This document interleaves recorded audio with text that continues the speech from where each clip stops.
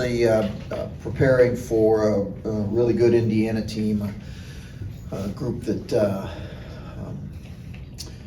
is physical. I think Race and Trace are as good a front line as there is in college basketball, and I think they're a really talented group that's well coached by Mike and his staff, and obviously they're coming off a road league loss. They're undefeated at home, and I think we understand how challenging it is to play there in Assembly Hall. So it's a great environment, and one that obviously our guys need to be ready to play in.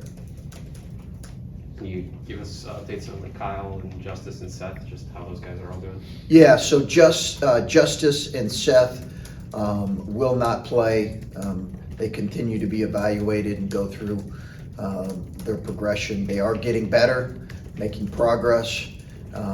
Kyle's feeling better. We'll see. We'll evaluate him after practice today here and make a determination at that point. It's pretty obvious, but how important when you talk about their front line, it seems like the game that Kyle would be especially important for you. How big is his status as far as this game goes? Yeah, it's always big. As you guys know who've watched us play, his status is always big for us, and his play is really important for us. I think we've seen that in so many games, particularly when you go on the road. You have a veteran guy. We saw that at Penn State, how critical he was coming off the bench for us there. So he's really important. They have other guys outside on the front line outside of those two guys. I just think those two guys are really good players, and really, obviously a lot's made of Trace for good reason. He's a preseason All-American for good reason, but Race is developed into a really good player. We knew he was a good player coming out of high school, and he's a really talented kid. Where has Trace improved most in the last 3 years of playing against him? Trace? Yeah. I just think he's like any kid. He's kind of grown into adding to his game. He's really difficult on both blocks, but he's tremendous getting to his left hand, and he's a tremendous athlete at his size. He's got 40 blocks on the year. So his ability to impact the game on both ends is pretty significant. He's a weapon on both ends, and the kid was, he's a 5-star coming in. He's going into his 3rd year. That's kind of what you'd expect from someone as talented as he has been. And then Coach Malachi, obviously with that huge game the other night. Did any part of that surprise you at all, or did you see in him the potential to have a game like that this early on in his freshman year? No, I don't think you ever anticipated a game of that number. 35 points it's unprecedented, really. So by a freshman, but much it's unprecedented by anybody. I just think honestly he took advantage of some openings in the way that they were collapsing and playing. Defensively, he had great shot prep and readiness to attack offensively. That got him in a rhythm, and then he was able to get to his spots in the last 20 minutes. But no, I think for people to somehow expect that this is, going to be a regular occurrence is they have not watched college basketball enough. The young man had a tremendous game, but he's going to have other moments where he struggles. Just like every other college kid, much less freshman. But he certainly provided a great lift for us. And the interesting thing about that game is so much of that came within the flow of the offense. And he stayed aggressive, but didn't really force much. And again, he took advantage of how they were collapsing, but give him credit. He had great aggressiveness. Chris, I think building off of that, how much of his performance was deservedly so? I mean, his work ethic, his preparation, how much of that kind of had he earned to that point, Malachi? Yeah, I think he's earned the right to play well, but that's been the case all year. And he came off a 4 turnover performance and didn't score against Wisconsin, but it didn't deter that young man. He just kept working, and I think he's got an understanding. It's harder when you go through it, but he's got an understanding of the ebbs and flows of a young player in college, and how you can just, you can struggle. You can look great one night, and then the other night the defense is maybe giving you a little more attention, or it's just not your night, or you're struggling. But he understands he's a talented young man that has to keep at the forefront, just staying coachable, staying hungry, and continuing to get better. Chris, it seems on the outside looking in that Malachi doesn't have much of an ego. Maybe a rare thing these days. I don't know if that's because you've got like that line of delineation. If you're a top 10 recruit in the country, everybody's talking about you. Like these two dudes that went to Memphis, the second they struggle, everybody's asking what's wrong with them. But Malachi just seems like he's taking everything in stride, and I don't know, maybe that's the team he's on. You've got an EJ Liddell that can be the leader of the group. I don't know what you see there. Yeah, no, he's got a maturity to him, and I think that's really what makes a guy able to grow in his career as a young player. Is he's got the maturity to understand that I think he's got a maturity and a quiet confidence to him, and I think you have to be a confident, in some cases borderline arrogant player to be a really good player at this level. And but he's also understands and has appreciation for how hard this is. I think he's growing in that, understanding how hard it is. And I think he also recognizes probably that some of the opportunities he got was because of the attention that his teammates were giving him, or his teammates were given by Nebraska's defense. So, I've been really pleased with just overall his maturity.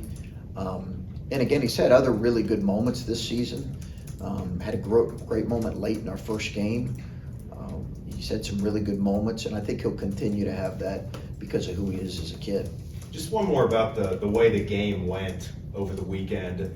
I feel like, you know this, you're going to get a bucket of games that will go like that. The fan base might say 6 and 7, what's going on here? But you know how that goes. Do you almost cherish a win like that where you survive and grind it out more than when you knock somebody or wipe somebody by 18 or 20 points? Yeah, you'd always like to be able to do the other one, to be honest with you, where you can pull away and have some, maybe feel good about how you imposed yourself on the game as a team. But you're not going to do that every night. And I think the challenge for us is we've got to take the lessons that we learned from that game and figure out what we did, and also pay respect to Nebraska for what they were able to do to put us in difficult spots. What are the correctable things we can do better? Own that and move forward. And yet at the same time, to your point, embrace the fact that, you don't always win a game when you're down 5 with 33 seconds to go. So to be able to do that is a credit to our guys making plays. Chris, any particular take on this new policy with no concessions?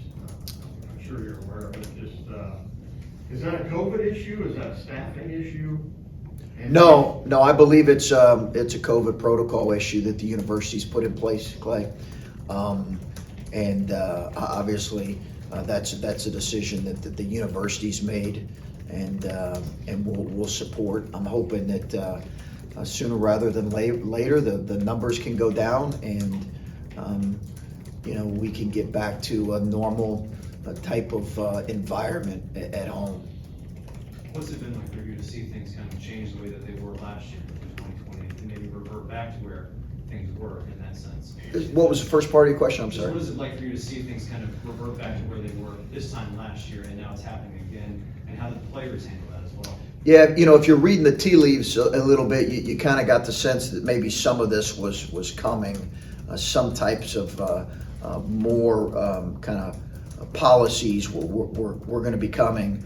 I think in some ways it can be a frustrating thing, and yet at the same time, I think you just hope that the numbers continue to go down, and we're able to get back to a regular environment at home. But obviously, I know our university officials, our medical staff are looking at making sure that safety's at a premium.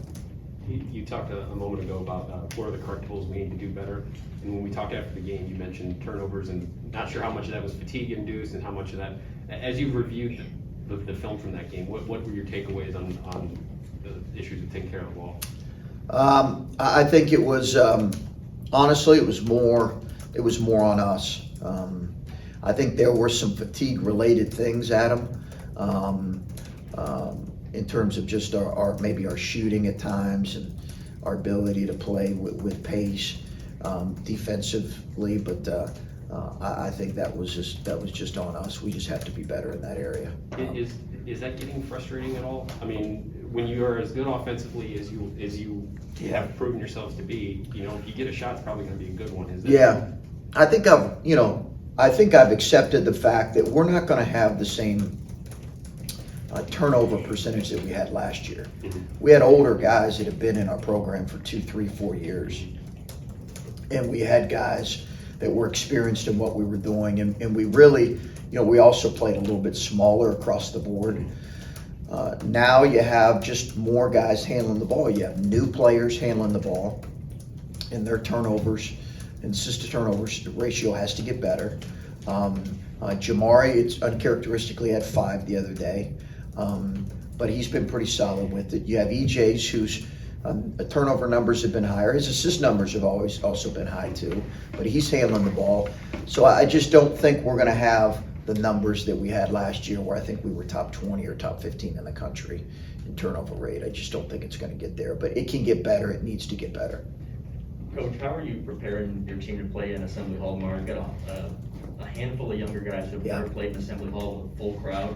Yeah. So how are you kind of prepping them for that environment? Yeah, we'll make them aware of it, and we'll do some things that we typically do in practice that I'll kind of keep between us, just to try to make our guys focus and concentrate on the moment and stay locked in on what they need to do, given what the surroundings are going to be like.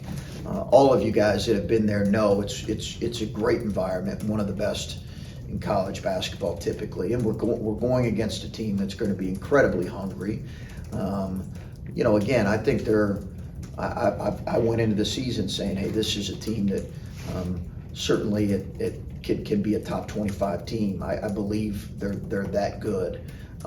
So I think for us, we need to have an understanding of what we're going into, and so our players, and particularly our young guys. Chris, you had talked about. I'm sorry. There we go. Okay. Sorry, I'm having a hard time actually picking up your voices with the mask there. You had talked about a little bit before Sunday night about learning a little bit about on the other side of this COVID break how you guys would be, but also was there an element of just almost making sure you got through that game because you hadn't played 22 days and there were so many circumstances. It's a Big Ten road game. Yeah. How do you feel now on the other side of it, just kind of making your way through? Good. I don't think we're through some of it yet, but again, you want to try not to use that as an excuse for things we need to do better at the same time, for things we need to coach and play better. But yeah, I really wanted to, you said get through it. I just wanted that game to get in. I wanted to play that game because I felt like that was going to be so important for us. Obviously, you wanted to win it, but I want our guys to get back to playing because they need that. They want that for one, but we also need that as a group. So that was my biggest thing: is let's just get to 8 o'clock on Sunday night and hopefully play well. And I think again we took some real lessons from that, and we need to We need to grow. We need to grow. We need to continue to get better as a group. But getting that game in was important. How much do you kind of balance with the coaching staff taking things and lessons from that game, but also not building it as an excuse, but when you're watching the film, just understanding that here's a play where we haven't played in 22 days that shows that this set, this possession, this defensive stop, those kind of things. How do you balance that and make sure your guys try to balance it too? We've really tried to look at it and see some of the things maybe that were uncharacteristic of us or inconsistent with how we had been playing. And with the turnovers, I think that's on us. We have to do a better job of that. but there were some things maybe that were a little bit inconsistent that were more fatigue related or just a little bit rust related. You know, I've talked to one of you guys in here, and you mentioned kind of a study where it takes a couple games. We'll see. I think practice time is great, and we needed that, and we still need that. But you can't duplicate the timing of game reps. We're time for one more, Steve. Go ahead. Your teams are kind of mirror images. You both have the 4 and the 5 who've Yeah. been pretty solid, and then Yeah. some other guys around them who've really mixed in pretty good. What do you? And you talked a little bit about the 2 big guys, just in general. What do you see from them? They've been in every game they've played. It looks like. Yeah. Probably play 5 or 10 points better at home than they do on the road. They really do. They're really good at home. As I don't know what, you know, if there's been an Indiana team that's not been really good at home, right? You know, it kind of goes without saying.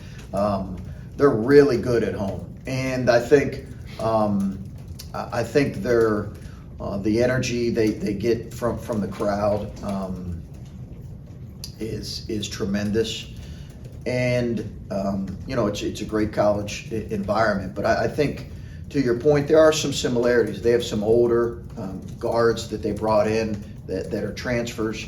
They also are implementing some young guys to their program that have been important. Bates has been an important player for them, and they have a front line that, again, I think our front line, when we're fully healthy, is really good, and I think their front line is really good as well. So there are some similarities for sure in both teams.